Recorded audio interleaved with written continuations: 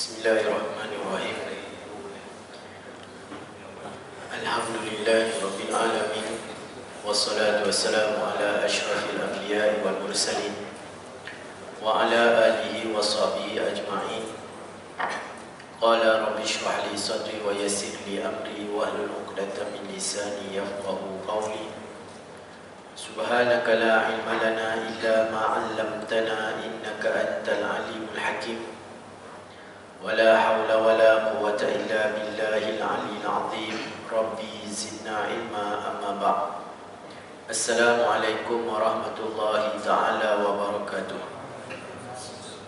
Alhamdulillah, pertama dan selama-lamanya marilah kita sama-sama memanjatkan setinggi-tinggi kesyukuran kita kepada Allah Subhanahu wa taala, kerana dengan izin dari Allah Subhanahu wa taala kita masih lagi diberikan kesempatan oleh Allah untuk kita terus hidup di muka bumi Allah Subhanahu wa taala.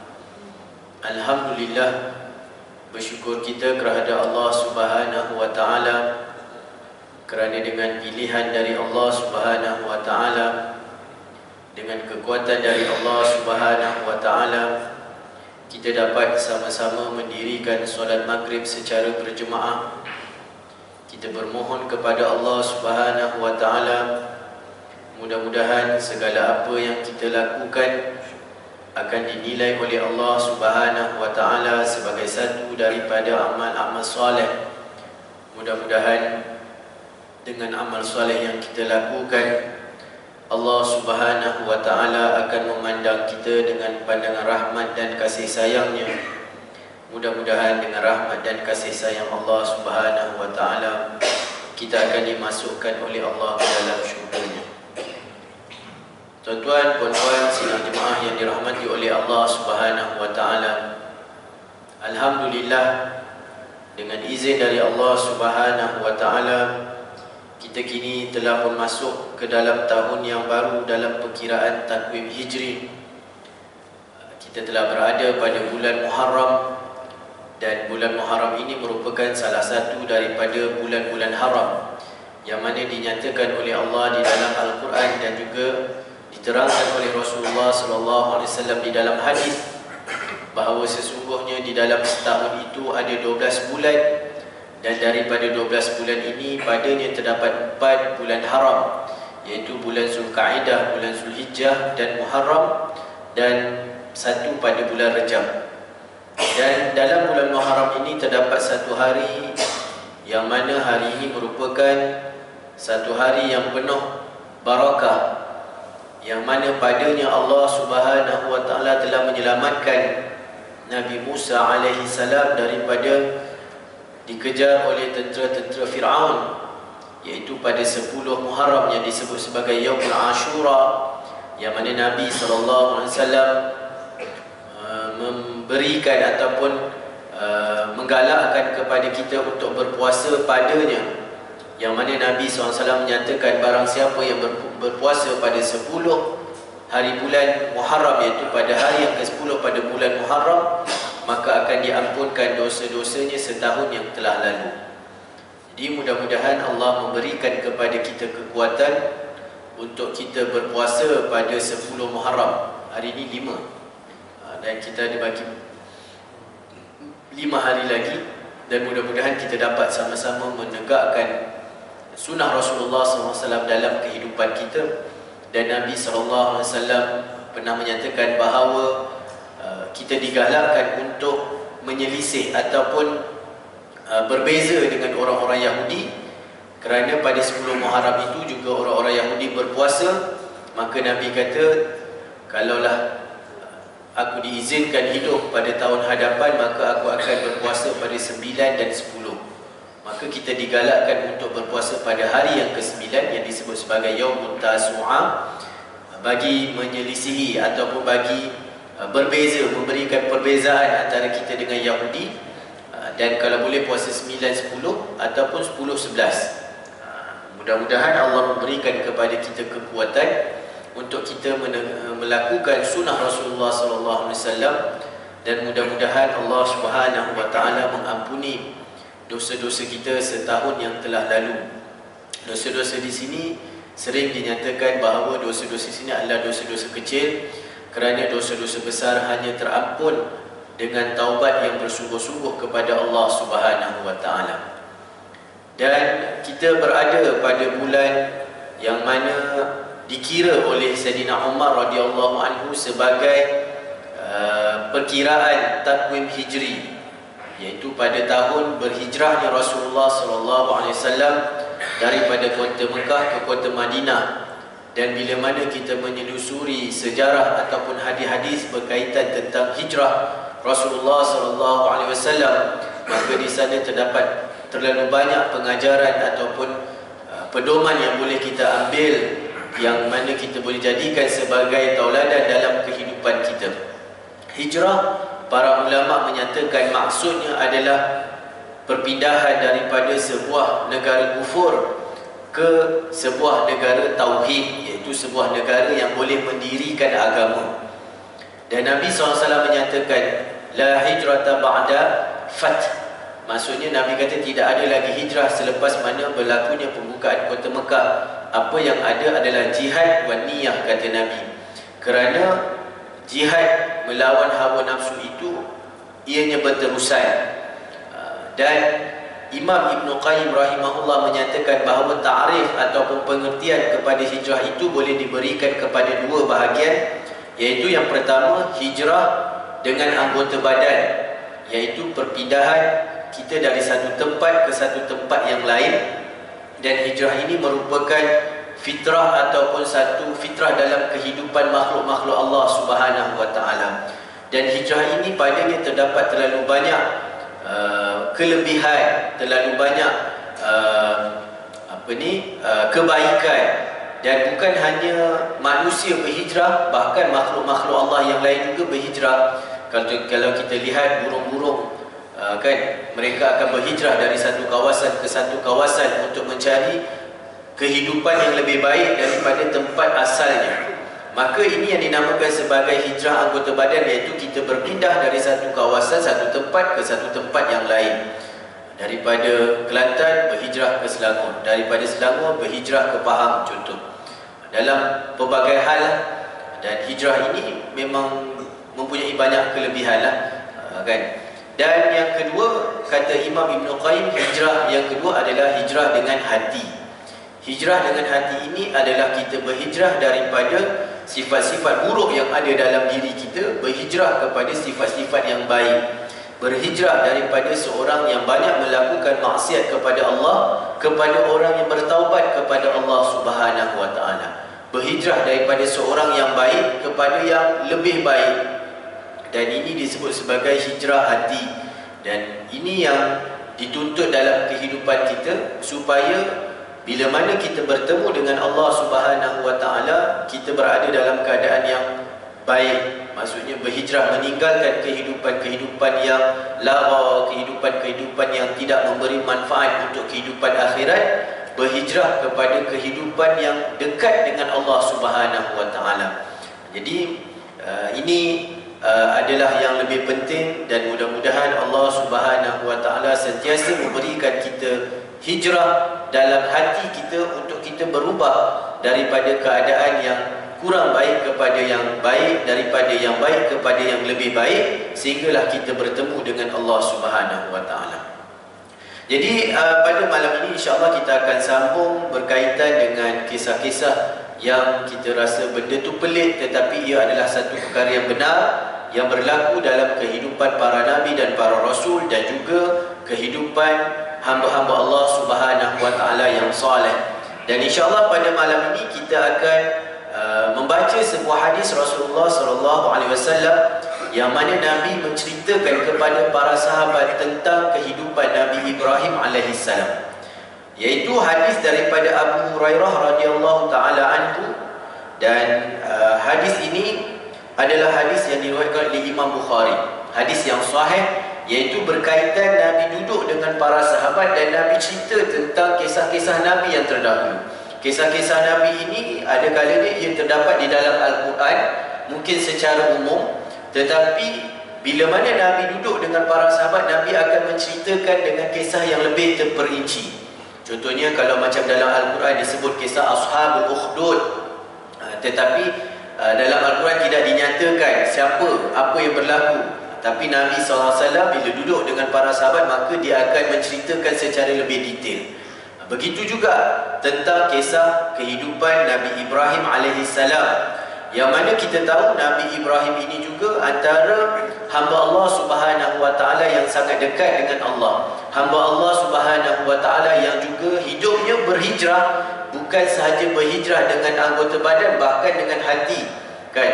Dan hidup Nabi Ibrahim ini antara para nabi yang mempunyai dugaan-dugaan kehidupan yang lebih mencabar berbanding dengan para nabi dan para rasul yang lain, sehingga Nabi digelar sebagai ulul azmi. Nabi Ibrahim merupakan salah seorang daripada nabi yang digelar sebagai ulul azmi. Dan banyak dalam kehidupan Nabi Ibrahim ini Allah Subhanahu wa taala kekalkan kepada umat Nabi Muhammad sebagai pengajaran dan tauladan. Banyak perkara-perkara ibadah yang mana ianya asalnya bermula daripada keluarga Nabi Ibrahim, tetapi Allah Subhanahu wa taala kekalkan kepada umat Nabi Muhammad supaya kita sentiasa melihat bagaimana pengorbanan, bagaimana hijrah Nabi Ibrahim alaihissalam dalam mencari redha Allah Subhanahu wa taala. Kalau dalam haji kita lihat bagaimana ketika mana kita melakukan ibadah sa'i baina Safa wal Marwah, ada satu tempat yang kita digalakkan dan disunahkan kepada kita untuk berlari-lari anak. Ini diambil sempena dengan larian Hajar radhiyallahu anha, Hajar alaihissalam, kan? Allah kekalkan kerana Allah suka lihat bagaimana Hajar berlari mencari air untuk diberikan kepada anaknya, sehingga ke hari ini kalau kita sampai dekat tempat Hajar berlari itu, kita sunnah untuk berlari. Begitu juga dengan apa yang dilakukan oleh Nabi Ibrahim dalam peristiwa penyembelihan anaknya, sehingga setiap tahun kita akan meraihkan hari raya Aidul Adha, penyembelihan, melihat bagaimana besarnya pengorbanan Nabi Ibrahim dalam melaksanakan perintah Allah Subhanahu wa taala. Kan, sayang kepada anaknya dan Allah memerintahkan dia menyembelih anaknya, dan Allah suka dengan apa yang dilakukan oleh Nabi Ibrahim kerana ketaatan dan kepatuhannya, dan dikekalkan hingga ke akhirat dunia ini, hingga ke akhir zaman nanti. Maksudnya setiap tahun kita akan melaksanakan ibadah korban. Begitu juga dengan orang yang melaksanakan ibadah haji dalam peristiwa melontar, kan, ketika mana dalam dia nak mentaati perintah Allah, datang syaitan dan iblis yang menghasutnya supaya tidak mentaati perintah Allah, maka dilontarnya iblis tersebut dengan batu dan Allah kekalkan hingga ke hari ini. Walaupun kita tidak melontar, bukan maksud bila melontar tu melontar iblis dan syaitan, tetapi perbuatan itu adalah perbuatan yang Allah SWT suka terhadap perbuatan hamba-Nya Ibrahim, dan dikekalkan hingga ke akhir zaman sebagai pedoman kepada kita bahawa apa yang dilakukan oleh Nabi Ibrahim dan keluarganya adalah suatu perkara yang Allah SWT suka. Jadi kisah pada malam ini adalah berkaitan tentang kisah Nabi Ibrahim yang ketika itu dia berhijrah bersama isterinya Sarah. Sebab tu saya kata Nabi hijrah ini adalah fitrah. Para Nabi selain dari Nabi Muhammad SAW berhijrah dari satu tempat ke satu tempat. Nabi Ibrahim yang berasal daripada Palestin berhijrah ke Mekah, kan? Nabi Muhammad daripada Mekah lahirnya dan berhijrah ke kota Madinah. Ramai lagi para Nabi dan para Rasul yang hidup mereka juga berhijrah dari satu tempat ke satu tempat. Dan Nabi Ibrahim ini berhijrah bersama dengan isterinya Sarah. Masa ni dia belum kahwin lagi dengan Hajar. Maksud isteri yang pertama Nabi Ibrahim adalah Sarah. Beliau tinggal di sebuah negeri yang diperintah oleh seorang raja yang paling zalim dan amat sombong. Kehidupan manusia ni dia ibarat putaran roda. Kalau kita rasa sekarang ni ada di antara raja-raja ataupun pemimpin-pemimpin yang zalim, yang sombong, ianya adalah satu watak yang berulang, yang ada pada zaman-zaman Nabi yang terdahulu, dan ia berulang. Walaupun dengan perwatakan, namanya berbeza tetapi perwatakannya sama. Kalau dulu ada Fir'aun, sekarang pun ada Fir'aun. Kalau dulu ada Namrud, sekarang pun ada Namrud. Dan benda ini adalah sebagai satu pengajaran dalam kehidupan. Bagaimana kita dalam Nabi-Nabi para Rasul menunjukkan bagaimana mereka berhadapan dengan watak-watak yang sombong, watak-watak yang bongkak, watak-watak yang lupa kepada Allah Subhanahu memberikan suatu pemerintahan, dan ia telah berlaku kepada hamba-hamba Allah SWT yang soleh sebelum daripada kita. Maka pada zaman bila mana Nabi Ibrahim berhijrah ke satu tempat tersebut, padanya diperintah oleh seorang raja yang zalim dan amat sombong. Maka seorang pegawai istana telah melaporkan kepada raja tentang kedatangan Nabi Ibrahim alaihissalam itu bersama dengan seorang wanita yang sangat cantik. Jadi ini dugaan, orang lelaki dia tak boleh tengok perempuan cantik. Itu fitrah, tak boleh nak kata gantal lelaki ni, tak. Semua itu fitrah yang Allah jadikan dalam diri manusia. Bukan kita je, semua orang sebelum-sebelum ni pun, kan? Itu adalah satu perkara yang lumrah, yang fitrah yang Allah jadikan dalam kehidupan manusia, yang kadang-kadang dia tak boleh nak elak sebab itu fitrahnya.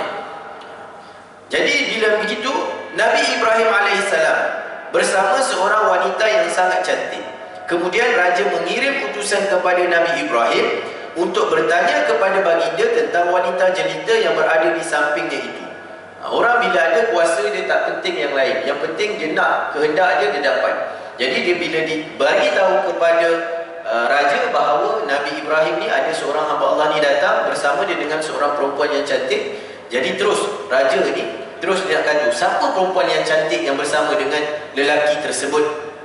Maka Nabi Ibrahim menjawab, itu adalah saudara perempuannya. Kan? Bila ditanya kepada dia siapa tu, dia tak cakap itu isteri dia. Dia tahu bila dia cakap kalau isteri dia, mungkin akan berlaku suatu perkara yang mungkin akan mencabar atau berlaku suatu perkara musibah yang pada dia. Maka dia kata itu adalah saudara perempuannya. Dan ini adalah salah satu perkara yang nanti saya akan baca tentang hadis dia, yang di mana dikatakan bahawa itu menyebabkan penyesalan yang teramat sangat kepada Nabi Ibrahim, dan dia menyesali kerana dia menganggap itu sebagai satu pembohongan. Sehingga nanti kita akan sampai kepada hadis yang berikutnya, di akhir zaman nanti, ketika mana Allah tidak memulakan penghisaban. Kan kita tahu selepas berlakunya kiamat, kita akan dibangkitkan daripada semua manusia akan mati. Dunia ni akan hancur. Kemudian Allah akan kumpulkan dengan tiupan sangkakala yang kedua, seluruh manusia yang ada bermula daripada Nabi Adam sampai akhir zaman akan dikumpulkan pada waktu itu, dan mereka dibangkitkan dalam keadaan bagaimana amalan mereka ketika itu. Itu yang ada air peluh dan sebagainya. Dan dalam tempoh ini Allah SWT biarkan manusia di satu tempat yang lapang, iaitu yang dinamakan sebagai padang mahsyar, dan tak ada apa-apa yang berlaku. Semua ketika itu menunggu apa yang akan dilakukan oleh Allah Subhanahu wa taala. Dan manusia ketika itu dia tak dapat sabar dengan apa yang berlaku, sehingga mereka terpaksa pergi berjumpa dengan Nabi Adam, jumpa dengan Nabi, jumpa dengan Rasul nak mencari syafaat. Ini memang biasa kehidupan manusia, dia akan pergi kepada orang yang lebih tinggi untuk dia mohon sesuatu perkara, supaya mohon dengan Allah supaya mulakan hari penghisaban. Kan? Maka akhirnya ketika itu kita lah semua akan menghadapinya. Walaupun kisah ini adalah satu kisah yang ghaibiah, tetapi benda ni kita wajib percaya. Kita akan pergi kepada Nabi Ibrahim dan kita akan minta kepada Nabi Ibrahim, wahai Ibrahim, engkau adalah hamba Allah yang paling Allah sayang. Dengan syafaatmu pergilah jumpa Allah, mintalah dengan Allah supaya dimulakan hari penghisaban.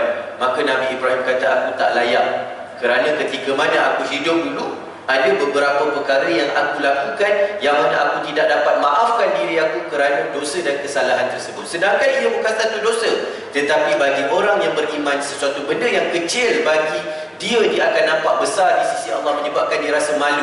Antaranya adalah kerana bila mana ditanya siapakah perempuan tersebut, maka dia mengatakan perempuan tersebut adalah saudara perempuannya, sedangkan ketika itu adalah isterinya. Dan dia ada penerangannya.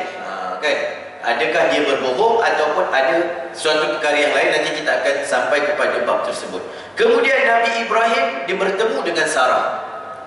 Kan? Jadi bila dah dipanggil macam tu, dia jumpa dengan isteri dia, maka apa yang dipesan oleh Nabi Ibrahim kepada Sarah? Nabi Ibrahim kata, janganlah engkau sangkal apa yang telah aku katakan kepadanya, bahawa aku mengatakan kepada mereka bahawa engkau adalah saudara perempuan. Jadi Nabi Ibrahim dia bincang dengan isteri dia, dia kata nanti kau ni akan dipanggil, kalau ditanya siapa kau cakaplah kau ini adalah saudara perempuanku. Jadi aku dah bagi tahu dah dekat raja yang kau ni adalah saudara perempuanku, dan jangan sebut kau adalah isteriku. Jadi Baginda memberi alasan, kata Nabi Ibrahim kepada Sarah, dia kata, demi Allah, tidak ada orang yang mukmin di muka bumi ini selain kita berdua. Kita berdua je yang beriman kepada Allah. Selain daripada itu yang ada kat sini, semua mereka ni kufur, syirik kepada Allah Subhanahu wa taala. Hanya kita berdua sahaja yang beriman kepada Allah Subhanahu wa taala. Maka ketika itu Sarah dikirim untuk menghadap raja. Maka ketika itu raja pun berdiri untuk menemui Sarah, dan Sarah mula berdiri untuk mengambil wuduk, lalu solat dan berdoa. Jadi ini nak tunjukkan bahawa solat dan doa ini adalah bukan hanya sunnah kepada Nabi SAW, tetapi bahkan orang-orang soleh yang terdahulu. Sebab itu berdoa, sabar, solat ini adalah jalan yang paling ampuh untuk kita mohon sesuatu daripada Allah. Kalau kita tengok di dalam Al-Quran, Allah menyatakan, Ya ayyuhalladzina amanu sta'inu bisabri wassalah. Wahai orang-orang beriman, mintalah pertolongan dengan sabar dan bersembahyang. Maka begitu juga dengan kehidupan kita, tuan-tuan dan puan-puan yang dirahmati oleh Allah. Setiap kali kita diuji, setiap kali kita ada sesuatu yang kita inginkan dalam kehidupan kita, maka kita tak boleh lari daripada bermohon kepada Allah, isti'anah kepada Allah dengan sabar, kemudian dengan solat. Ini yang dilakukan oleh hamba-hamba Allah yang soleh yang datang sebelum kita. Maka tak ada jalan lain yang boleh untuk kita dapat dekatkan diri kita kepada Allah. Kita nak sesuatu hajat kita kepada Allah. Kita nak diri kita dijauhkan daripada sesuatu musibah. Ketika mana kita diuji oleh Allah dengan sesuatu ujian, melainkan dengan kita sabar, dengan kita sembahyang dan kita berdoa kepada Allah. Jadi Sarah ini antara mukminat ataupun seorang perempuan yang solehah, seorang isteri yang solehah, seorang perempuan yang beriman sebenarnya kepada Allah. Maka dia tahu dalam keadaan yang genting begini tak ada siapa yang boleh menyelamatkan dia melainkan Allah. Maka ketika itu dia berwuduk dan kemudian dia solat dan dia berdoa kepada Allah. Apa katanya kepada Allah? Ya Allah, sekiranya aku beriman kepadamu dan juga kepada Rasulmu, dan aku benar-benar memelihara kehormatanku kecuali untuk suamiku Nabi Ibrahim AS, maka janganlah engkau benarkan si kafir itu untuk mengapa-apakan diriku. Nampak? Maka dia adalah orang perempuan yang menjaga kehormatan diri dia. Diri dia hanya untuk suami dia, dan dia tahu bahawa keimanannya hanya kepada Allah. Maka dalam keadaan begitu, dia mohon kepada Allah Subhanahu wa taala supaya menyelamatkan diri dia daripada dinoda, maksudnya daripada menjadi seorang perempuan yang disentuh oleh orang yang tak layak baginya. Sebab tu dalam ketaatan ni, tuan-tuan, kita kena banyak berdoa kepada Allah. Kita dapat sembahyang, kita berdoa, Ya Allah, lepas sembahyang isyak ni, besok sembahyang subuh, pilih aku untuk datang sembahyang. Kena sentiasa ada begitu. Dan ia sangat dekat dengan Allah SWT. Saya pernah bagi tahu pada tuan-tuan dalam beberapa perkara, benda ni betul-betul mujarab. Saya sebelum mengajar dekat kuis ni, biasa bawa jemaah pergi umrah, jadi mutawif. Dan kalau saya suka naik kapal terbang Saudi Airlines, sebab dalam tu ada surau, kita boleh dirikan sembahyang. Bagi saya, apa yang saya belajar, selagi mana kita mampu untuk solat berdiri, tidak ada rukhsah kepada kita untuk solat secara duduk. Setelah mana kita berusaha dan cuba, kita tak serah terus, oh dalam kapal terbang sembahyang duduklah. Sedangkan dalam tu ada tempat solat, kita boleh nak solat. Ini kadang-kadang saya tengok jemaah ni baru balik umrah, kadang-kadang subuh pun tak sembahyang. Alasan kita dekat atas kapal terbang. Bila kita kata gerak sembahyang, tu ada tempat sembahyang. Surah apa ni, kapal terbang Saudi Airlines ada surau, dia tak larang untuk kita sembahyang. Tak apalah ustaz, kita sembahyang duduk je. Itu dah menyerah. Maksudnya ada cara untuk kita sembahyang berdiri, kenapa mesti duduk? Melainkan dalam keadaan terdesak dan tidak ada kemampuan untuk kita. Dan ketika itu saya naik Emirates tak silap saya, dan ada ruang boleh sembahyang. Saya minta nak sembahyang subuh, tapi pramugari ni tak bagi dengan alasan yang berbagai. Saya ada kata lagi kat saya, kan boleh sembahyang duduk, sembahyanglah duduk. Dia cakap, saya kata mana orang kata boleh sembahyang duduk? Kan boleh berdiri, kapal terbang pun tak ada masalah, dalam keadaan yang elok, cuaca pun okey, kan ada ruang untuk saya solat. Benarkan saya sembahyang? Pramugari yang tak bagi saya sembahyang. Dia kata tak boleh, awak nak sembahyang, sembahyang duduk. Dalam hati saya kata, Ya Allah, tolonglah Ya Allah, ada tempat boleh sembahyang. Aku ada wuduk, aku nak sembahyang, Ya Allah, bantu aku untuk sembahyang. Tiba saya duduk, keluar pilot, dia tanya, siapa nak sembahyang? Jom sembahyang dengan saya. Kan? Dalam hati tadi dia tak bagi semayang. Kali pilot tu ajak kita semayang. Saya kata saya nak semayang. Jom kita berjemaah, dia kata. Saya tunjuk kat pramugari. Ni pilot boleh semayang. Kenapa aku tak boleh semayang berdiri? Tapi kena mohon dengan Allah dalam hati. Saya keluar negara, saya nak semayang dekat negara yang tak ada didirikan semayang. Kita rasa susah. Kenapa? Macam mana nak semayang? Minta dengan Allah. Ya Allah, aku nak taat dan patuh perintahmu. Ya Allah, tolong aku, bantu aku. Dan Allah SWT akan bantu kita. Jangan kita menyerah selagi mana kita tidak bermohon sungguh-sungguh dengan Allah Subhanahu Wa Taala. Dalam ketaatan kita kepada Allah, Allah akan bantu. Kerana Allah nak uji kita. Betul tak dia ni nak taat aku? Ataupun dia memang sengaja tak nak sembahyang, ataupun dia memang sengaja nak ambil rukhsah yang maksudnya biarlah tak boleh, tak apalah. Tak. Tapi macam Sarah, dia akan bermohon kepada Allah walaupun dalam keadaan dia genting. Doa ini senjata umat Islam. Kita ada doa dalam apa juga keadaan. Ya Allah, aku nak taat perintahmu. Ya Allah, bukan nak buat benda yang tak betul. Ya Allah, aku nak pergi ke sini kerana aku nak mentaati perintahmu. Saya baru ni kereta saya rosak. Ada jemputan walimah urus dengan orang yang paling rapat dengan saya masa saya belajar dulu. Saya kata aku nak pergi. Ya Allah, dalam hati ni, tapi aku tak ada kenderaan, bantu aku ya Allah. Tiba-tiba ada student cakap, Ustaz, kereta Ustaz rosak kan? Ni kereta saya ni Ustaz pakailah. Saya nak balik dengan mak saya, nak ajak balik kampung, tapi kereta saya tinggal sini. Ustaz nak pakai, Ustaz pakai. Subhanallah, saya kata ya Allah, betul lah. Allah ni tak akan tinggal kita dalam keadaan kita nak taat dan patuh perintah Allah. Kan? Boleh dia nak sewa kereta, memang dalam perancangan tu nak sewa kereta dah ada dah. Tapi dalam hati tu berdoa juga kalau ada jalan yang lain. Rupanya Allah tunjukkan. Datang seorang pelajar, bagi tinggalkan kereta dekat kita. Saya nak pakai kereta ni, nak pergi Perak, saya nak pergi hantar, ambil anak saya dekat Johor, boleh? Pakailah Ustaz isi minyak penuh je. Kan?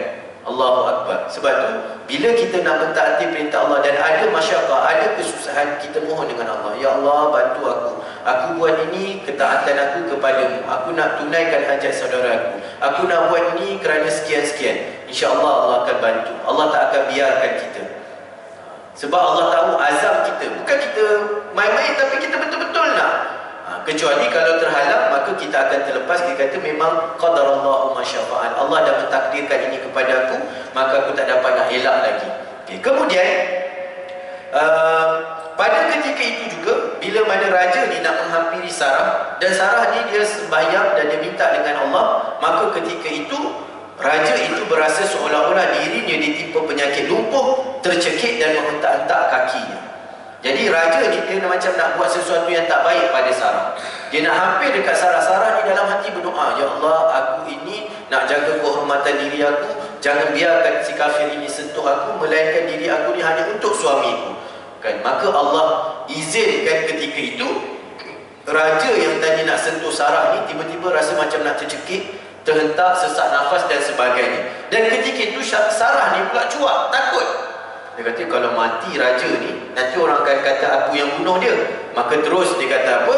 Ketika itu Sarah pula berdoa, ya Allah, andai kata raja ini mati, tentu orang yang akan menuduh kepadaku bahawa perempuan itulah yang membunuhnya. Kalau tiba-tiba raja itu mati pula, dah berdua je dalam bilik, tak ada orang lain, nanti orang akan tuduh dia pula bunuh. Maka dia bermohon kepada Allah. Tengok, orang yang beriman ni hidupnya sentiasa ada alaqah dengan Allah Subhanahu Wa Taala. Ada hubungannya dengan Allah. Dia kata, ya Allah, kalaulah raja ni mati tercekik macam tu, nanti orang lain tak ada, aku berdua je, boleh nanti orang akan tuduh aku pula yang membunuh dia. Bantulah aku ya Allah. Maka ketika itu tiba-tiba raja itu sembuh dengan sendirinya. Elok pula raja tu lepas habis Sarah berdoa. Dan orang yang sombong bongkak ini, dia tak pernah serih dengan apa yang Allah berikan kepada dia. Datang ujian buruk, lepas tu dia tak sedar. Begitu juga dengan Fir'aun. Fir'aun sebelum dia tenggelam, dah banyak ujian yang Allah datangkan kepada dia. Darah, kemudian katak, kemudian apa, belalang datang kan, macam-macam dugaan datang kat dia. Datang ujian, dia minta kepada Nabi Musa, Musa berdoa dengan Tuhan kau, lepas ni aku akan bertaubat, hilangkan. Dah hilang, dia lupa. Ini memang tabiat manusia kan. Masa susah ingat Allah SWT, ya Allah aku janji, ya Allah tolonglah ya Allah. Lepas tu lepas dia dah sedar, dah sihat, lupa balik pada Allah. Nanti dah sakit, Allah sakit ya Allah ni, nak pergi masjid nanti bagi aku sihat. Dah sihat, lupa pula. Macam ni lah raja ni tadi, bila dah sakit sangat tadi, bila dia dah sembuh, dia datang dekat lagi dengan Sarah, nak cuba buat sesuatu pada Sarah. Maka ketika itu Sarah sekali lagi berdoa kepada Allah Subhanahu wa taala. Kata dia, "Ya Allah, aku beriman kepadamu dan kepada Rasulmu. Ku pelihara kehormatanku kecuali kepada suamiku. Maka janganlah engkau beri peluang kepada si kafir ini untuk menguasaiku." Raja itu sekali lagi berasa tercekik, seolah-olah ditimpa penyakit lumpuh, lantas menghentak-hentakkan kakinya. Sekali lagi, kan? Kalau kisah orang yang nak taat perintah Allah ni banyak kisah, tuan-tuan. Kan? Kalau kita tengok kisah macam mana ada seorang perempuan yang tenggelam, ataupun yang ketika mana berlaku gempa ke apa ke, dalam keadaan menutup aurat. Rupanya orang cerita dalam keadaan begitu dia dah standby pakai tudung supaya kalau berlaku apa-apa tak terbuka aurat dia. Dan saya dengar kisah daripada Ustazah Asma, ketika mana banjir besar yang berlaku di Kedah. Ada seorang pakcik ni, dia memang selalu pakai kain je hidup dia. Orang kampung suka pakai kain. Tapi bila mana dia nampak banjir itu makin besar, dia pakai seluar. Dia kata apa? Kalau terjadi sesuatu pada saya, sekurang-kurangnya aurat saya tak akan terbuka. Kalau pakai kain ni boleh tercerai, tapi pakai seluar, beginilah keadaan saya. Maha suci Allah yang maha hebat. Orang yang nak taat perintah Allah ni, dia berbagai perkara lah dia akan cuba untuk elak bahawa diri dia sentiasa berada dalam ketaatan. Maksudnya dia sentiasa bermohon kepada Allah bahawa dia sentiasa berada dalam ketaatan. Jadi masa tu bila mana raja ni dah elok datang kepada Sarah, sekali lagi salah berdoa, dan akhirnya datang sekali lagi kepada raja ini. Sarah berkata, "Ya Allah." Kemudian raja ni tadi macam tercekik lagi. Kemudian Sarah berdoa pula, "Ya Allah, andai kata raja ini mati, tentu orang akan menuduh bahawa perempuan itulah yang membunuhnya." Kemudian Sarah dibawa ke hadapan raja itu untuk kali kedua. Dia berulang 3 kali. Kali pertama jadi, sembuh. Kali kedua jadi, sembuh. Kali ketiga nak usik, jadi, kemudian sembuh. Lepas 3 kali baru dia serik. Kemudian raja ni kata apa? Akhirnya sang raja berkata, "Demi Allah, pasti yang kalian kirimkan kepada aku ni bukan manusia tapi setan." Dia salahkan orang tu pula. Dia kata, "Ini manusia ni bukan manusia biasa ni. Ni mesti yang hantar dekat aku ni setan. Kembalikan dia kepada Ibrahim." Selamat Nabi Ibrahim. Dia kata, kembalikan dia kepada Ibrahim dan berikan dia seorang hamba. Dan lepas tu dapat pula hadiah. Dan dikembalikan, dapat hadiah seorang hamba perempuan yang bernama Hajar dalam bahasa Ibrani, dan dalam bahasa Arab disebut sebagai Hajar. Dapat dia seorang perempuan ataupun seorang hamba perempuan, hadiah daripada raja ini. Dan Sarah pun bila mana dia kembali kepada Nabi Ibrahim, maka dia pun ceritalah kepada suami dia bahawa engkau wahai suami, tahukah engkau wahai suamiku bahawa Allah telah menghina raja yang kafir ini dan menghadiahkan kita seorang hamba perempuan, dan hamba perempuan inilah dihadiahkan oleh Sarah kepada Nabi Ibrahim bila mana tempoh perkahwinannya dengan Nabi Ibrahim tidak dikurniakan zuriat. Kan? Lama, kata sampai 80 tahun dia berkahwin dengan Sarah, tak dikurniakan zuriat. Dan akhirnya Sarah hadiahkan Hajar ini kepada Nabi Ibrahim supaya Nabi Ibrahim dikurniakan zuriat, dan itulah yang lahirnya Nabi Ismail alaihissalam. Bila dah dapat zuriat, dia rasa cemburu pula. Dia kata, "Bawalah Hajar ni jauh-jauh, jangan dekat dengan aku." Kan? Maka ketika mana Hajar ni melahirkan Nabi Ismail, dan Allah mentakdirkan Sarah ini juga mengandung, dan dia melahirkan Nabi Ishak. Jadi Nabi Ishak dan Nabi Ismail, mereka ni adik-beradik, tapi adik-beradik lain mak. Ismail dengan Hajar, dan Nabi Ishak beserta dengan keturunan Nabi Yaqub dan sebagainya, maka itu adalah daripada Nabi Ishak alaihissalam. Itu yang lahirnya golongan Yahudi, kan? Orang Yahudi sampai kepada golongan tu, maksudnya mereka ini daripada silsilah Nabi Ibrahim dan juga Sarah. Adapun Nabi Muhammad SAW, dia datang daripada belah Nabi Ibrahim dengan Hajar alaihissalam. Jadi ini antara kisah yang ada, dan kita lihat kisah penuh yang dinyatakan oleh Imam Bukhari di dalam kitabnya, yang mana dalam kisah yang penuh ini dinyatakan bahawa Nabi Ibrahim alaihissalam, dikata dekat sini, Nabi Ibrahim tidak pernah berhelak. Dia sebut sebelah, kalau dalam bahasa Arab kat sini dia kata, "Lam yakzib Ibrahim alaihissalam illa salasa." kadzabatin sintaini minhunna fi dzatillahi azza wa jalla wa qala bainana huwa dzata yaumin. Ini di kisah dia. Maksudnya dia kata Nabi Ibrahim tidak pernah menipu melainkan pada 3 perkara. 2 perkara pada zat Allah Subhanahu wa taala, iaitu beliau berkata aku sakit, sedangkan dia tak sakit. Inni saqim, dia katakan dalam ayat Al-Quran, ketika mana ketika itu penduduk-penduduk kaumnya sedang mengadakan satu pesta yang sangat besar. Pesta macam benda yang pesta lah. Kemudian mereka diajak Nabi Ibrahim untuk bersama-sama dalam pesta tersebut.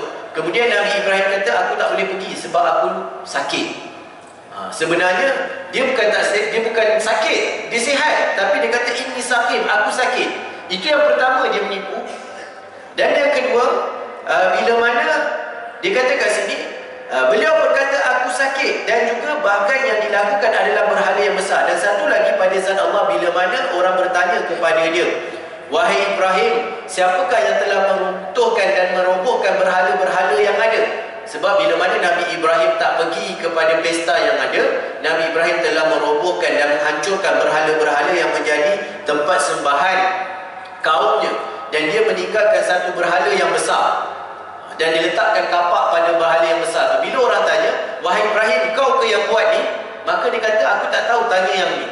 Tanya berhala yang ada kapak tu. Maka itu kesalahannya yang kedua.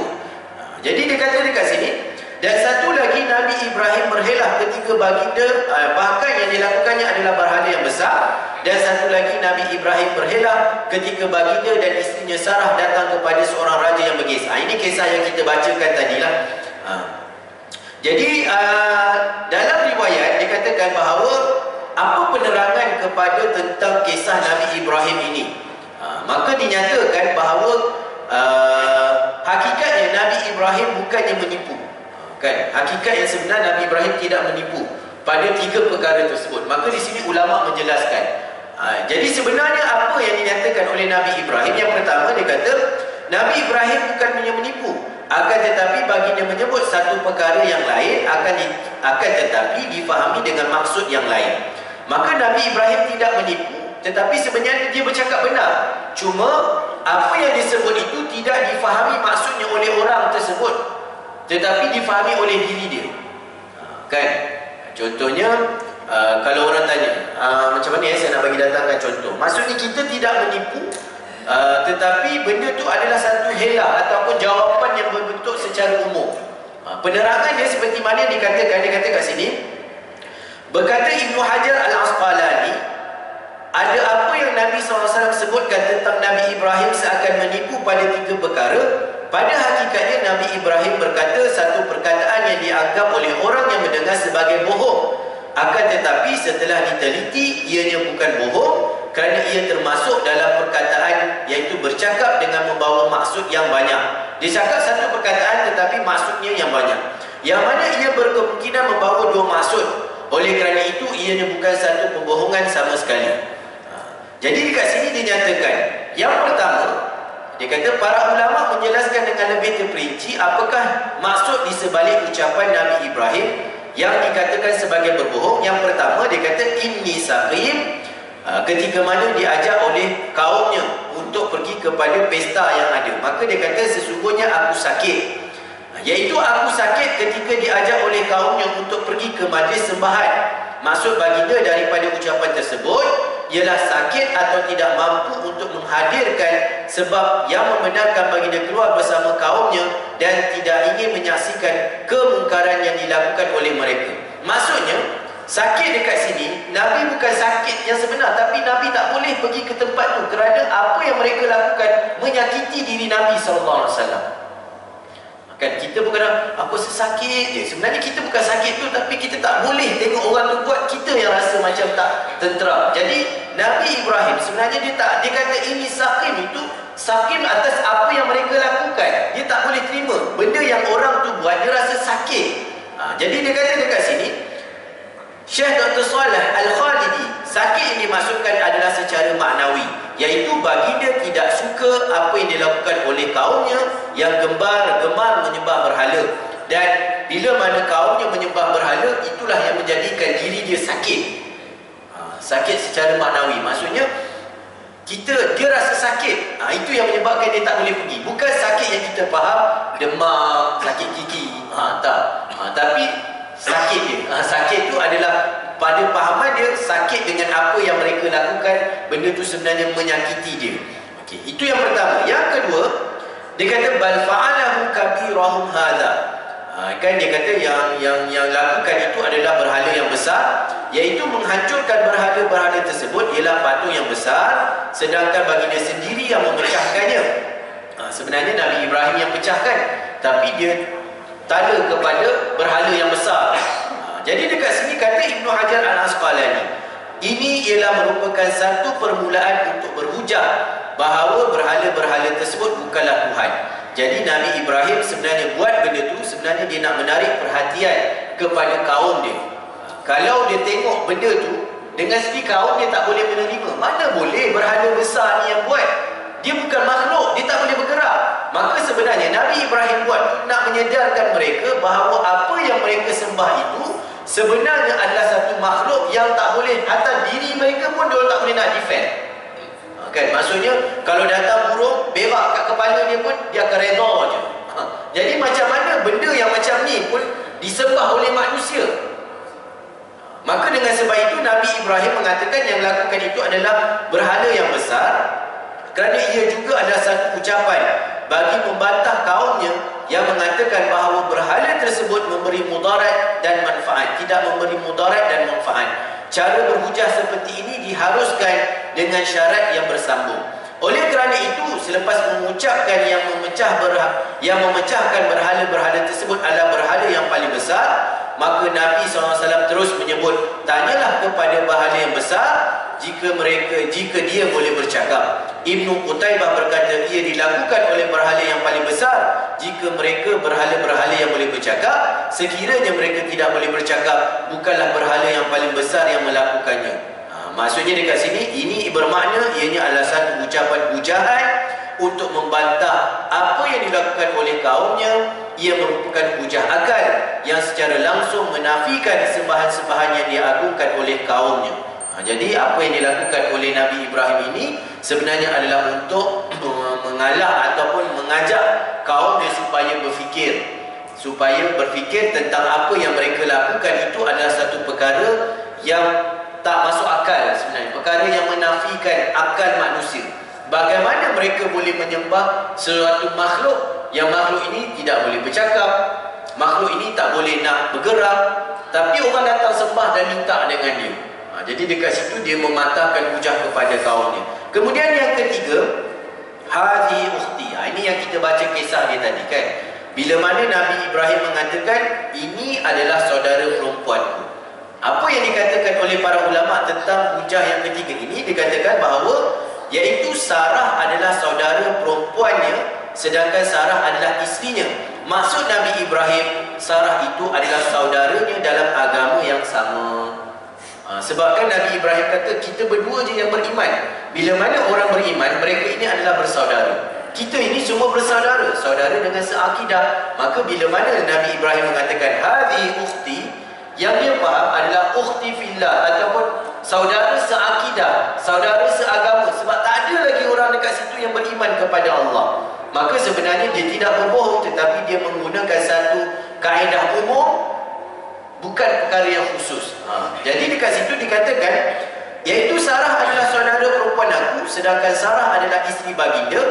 Maksud Nabi Ibrahim adalah Sarah juga adalah saudaranya dalam agama yang sama. Maka Imam Nawawi menyebut bahawa ia juga adalah satu ucapan untuk mengelakkan dari dizalimi oleh orang yang kafir lagi zalim pada situasi yang genting. Maka inilah takwilan dan maksud sebenar yang dianggap sebagai berbohong oleh orang yang mendengar zahir ucapan tersebut.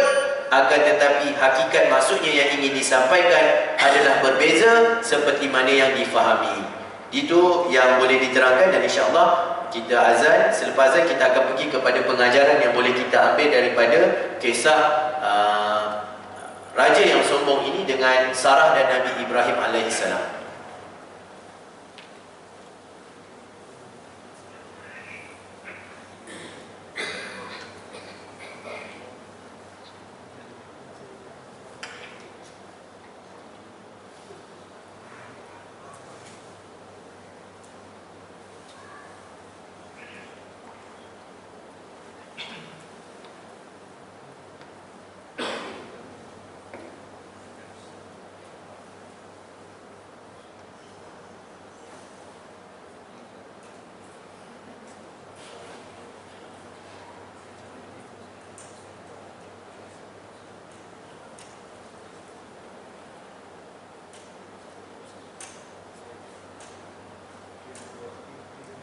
Allahu Akbar, Allahu Akbar. Allahu Akbar, Allahu Akbar. Ashhadu an la ilaha illallah.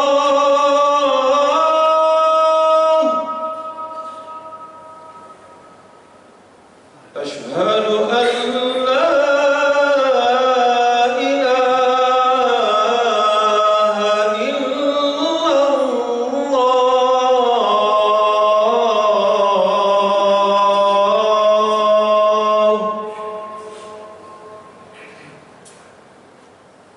أشهد أن محمدًا رسول الله.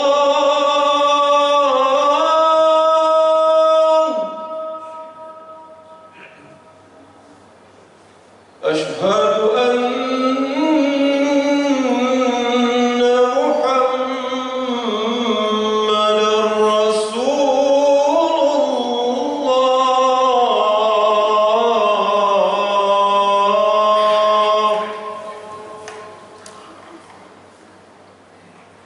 حي على الصلاة.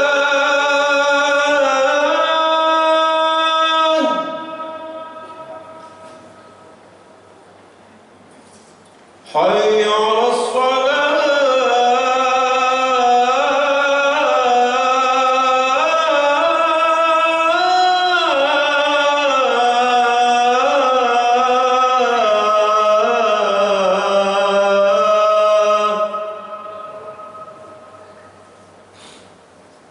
حي على الفلاح.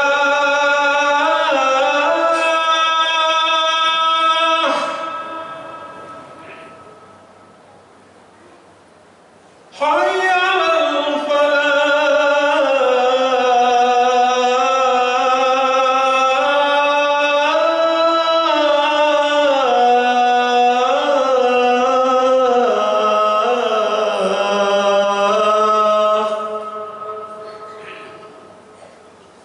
الله أكبر، الله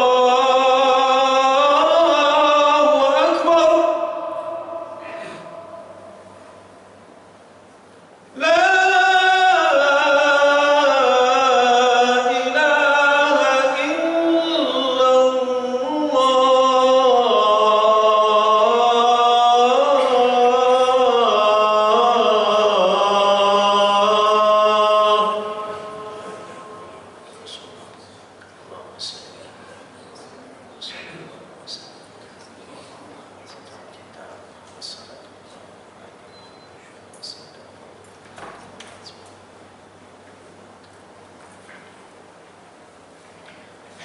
Allahumma salli ala Muhammad wa ala ali Muhammad.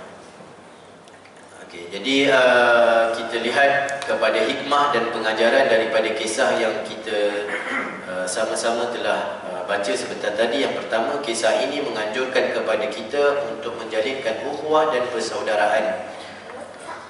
Maksudnya kita digalakkan untuk menjalinkan ukhuwah dan persaudaraan kerana Nabi SAW bila mana Nabi Ibrahim AS berhijrah kemudian menjalinkan persaudaraan, dan hijrah itu juga bersaudara kan. Bila mana kita lihat Nabi SAW berhijrah daripada kota Mekah ke kota Madinah, kemudian mempersaudarakan antara Muhajirin dan Ansar, mempersaudarakan antara Aus dan Hazraj. Kemudian dikatakan dekat sini dibenarkan bagi seorang untuk menziarahi pemimpin yang zalim.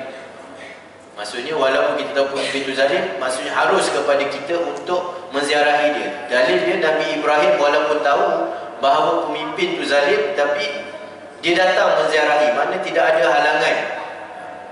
Kemudian dibenarkan menerima hadiah daripada seorang yang musyrik. Tidak menjadi kesalahan kepada kita untuk kita menerima hadiah walaupun bukan daripada orang yang seagama dengan kita. Pada perkara-perkara yang harus kita terimalah. Bukan perkara-perkara yang haram. Kalau dia hadiahkan arak ke, hadiahkan benda-benda yang haram tu, maksudnya tak boleh terima. Tapi pada benda yang boleh kita terima, maka tidak menjadi kesalahan. Bahkan dia min adab kan.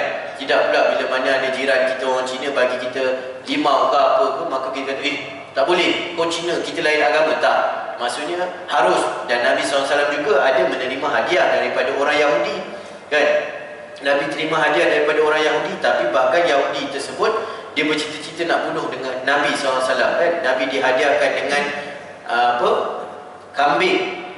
Kemudian kambing tu diletakkan padanya racun. Nabi SAW dah makan sikit, kemudian Jibril yang halang. Kemudian Nabi perintahkan daging tersebut diberi makan ke apa? Nabi tak tahu pada dia ada racun. Kemudian ada sahabat yang makan dan akhir sahabat tu makan, jadi dia terkena, maksudnya mati dengan sebab tu. Ada kisah dia, kan? Maksudnya tak menjadi kesalahan kepada kita untuk menerima hadiah daripada orang yang tidak seakidah dengan kita. Tidak menjadi kesalahan. Kemudian doa akan dimakbulkan apabila hati seorang itu ikhlas. Macam saya kata tadi, kalau kita benar-benar ikhlas dalam nak menjaga agama kita, nak menjaga diri kita, kita mohon perlindungan daripada Allah, maka sesungguhnya Allah SWT dia tak zalim, dia tak akan biarkan kita. Bahkan Allah SWT akan datangkan bantuan. Allah memberi jaminan dan akan menerima doa seorang yang berdoa dengan ikhlas dan melakukan amal soleh. Ujian yang diberikan kepada mukmin yang soleh adalah untuk mengangkat darajat mereka. Sebab tu ujian yang datang dalam kehidupan seorang manusia tu, dia boleh jadi dua perkara. Sama ada dia sebagai kafarah kepada dosa-dosa yang dia lakukan, ataupun yang kedua adalah untuk mengangkat darajat dia daripada satu darajat ke darajat yang lebih tinggi. Sebab tu bila mana kita diuji, maka kita kena redha dan sabar dengan ujian tersebut. Kalau ia merupakan satu kafarah, sebenarnya dia telah menyelamatkan kita, kan? Hatta Nabi SAW kata, kalau seseorang itu dia terpijak duri, maka dengan dia terpijak duri itu sebenarnya Allah menghapuskan dosa-dosa yang pernah dia lakukan sebagai kafarah kepada dosa dia. Sebab tu orang-orang yang beriman ini, bila mana datang ujian kepada dia, maka dia boleh jadi sebagai kafarah, penghapus kepada dosa-dosa yang pernah dia lakukan, ataupun ujian tersebut adalah untuk mengangkat darajat dia.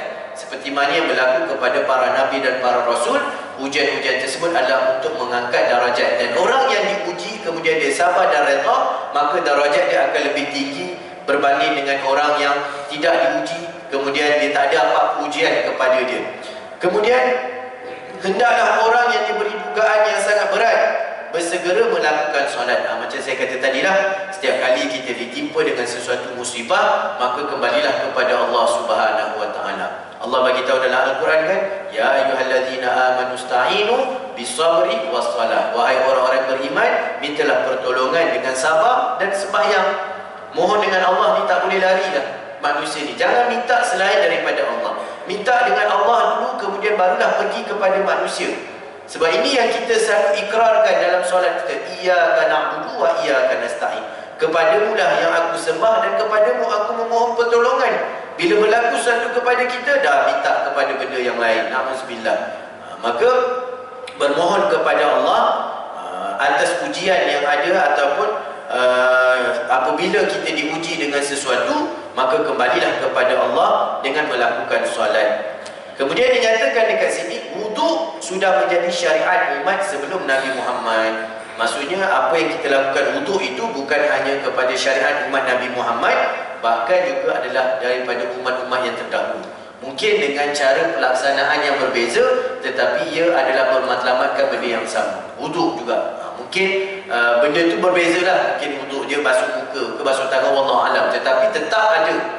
Sebab seperti mana puasa, kalau kita ada puasa, umat terdahulu juga ada puasa. Seperti mana solat, kalau kita solat, sebenarnya umat terdahulu juga ada solat. Kalau umat Nabi Musa 50 waktu sehari semalam, ada juga. Tapi umat Nabi Muhammad hanyalah 5 waktu sehari semalam. Para Nabi dan para Rasul mendapat isi-isi yang suci daripada dosa dan noda. Sebab tu dikatakan bahawa isi-isi Nabi mereka adalah insan-insan yang terpilih. Sebab tu disebut sebagai ummahatul mukminin. Sebab tu dalam bila mana kita baca kisah-kisah isteri Nabi ini, mesti dia akan buka bab yang pertama tu tentang apa hukum isteri Nabi.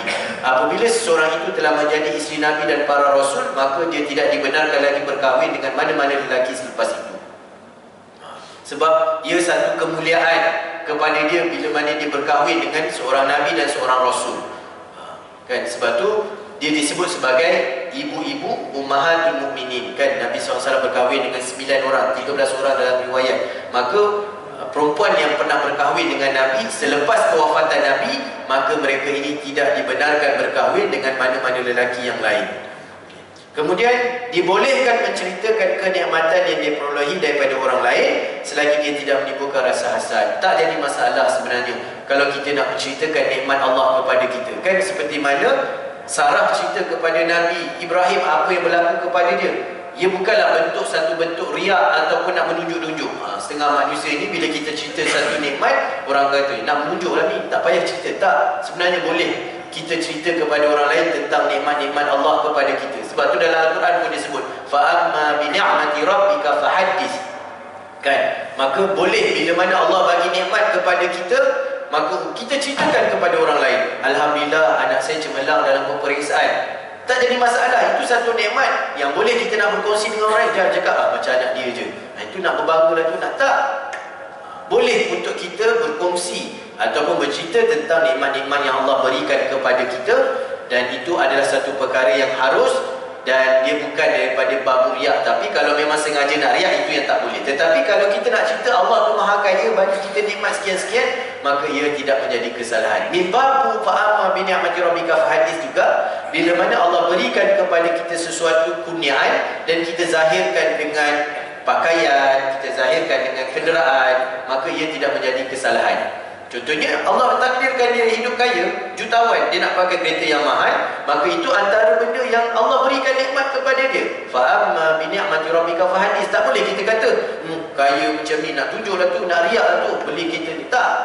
Buat rumah besar ke apa ke, selagi mana dia dalam nikmat Allah dan bukan daripada benda-benda yang dia dapat daripada benda yang tak halal, maka ketika itu harus kepada dia untuk dia zahirkan dan dia tunjukkan mimba fa'amma bi ni'mati rabbika fahaddis. Maksudnya nikmat Allah itu kita zahirkan dan kita tunjukkan, maka ia tidak menjadi kesalahan, bahkan dia boleh menjadi satu benda yang terkeji, bukan benda yang dikutuk bila mana dia mampu tetapi sengaja. Kan? Ada kemampuan tapi pakai selipar sampai nipis, nak tukar pun tak nak. Itu dia kata tawaduk. Itu bukan bab tawaduk. Pernah kan ada sahabat bila mana dia pakai pakaian yang hebat pada zaman Sayyidina Umar, maka tak ada masalah. Ini mimba fa'amma bi ni'mati rabbika fahadis. Bukanlah seorang itu dikatakan tawaduk warak ataupun dia katakan sebagai tawaduk. Kadang kita bila tengok tawaduk ni orang yang pakai baju buruk, tak, sedangkan dia ada kemampuan. Tidak begitu. Dengan selagi mana dia tidak ada pembaziran, selagi mana dia tidak mengenetepikan apa-apa hak Allah Subhanahu Wa Taala, maka selagi itulah ia harus. Jadi saya rasa sekadar itu perkongsian saya pada malam ini, mudah-mudahan ia memberi manfaat untuk kehidupan kita bersama. Maka segala yang baik itu datangnya daripada Allah Subhanahu Wa Taala, dan segala yang lemah itu adalah kelemahan saya. Saya mohon ampun kepada Allah atas segala apa yang salah daripada apa yang saya sampaikan. Mudah-mudahan Allah mengampunkan dosa saya dan kita semua. Dan insya-Allah pada waktu yang akan datang kita akan baca tentang hadis syafaat yang paling agung. Ini yang saya kata tadi, di hari akhirat kelak kita akan bertemu Nabi demi Nabi untuk Allah Subhanahu Wa Taala segerakan hari penghisaban. Jadi insya-Allah lah kalau ada pertemuan kita akan baca kisah tersebut. Wallahu taala alam. Subhanakallahumma bihamdika asyhadu an la ilaha illa anta astaghfiruka wa atubu ilaik. Wassallallahu ala sayyidina Muhammad walhamdulillahi